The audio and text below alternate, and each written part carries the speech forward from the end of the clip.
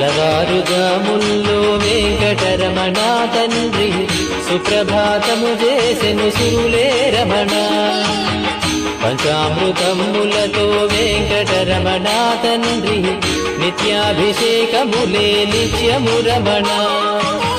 వజ్రమకుటంబుతోను వెంకటరమణ తండ్రి శంకు చక్రధారుడవే తిరుమల రమణ.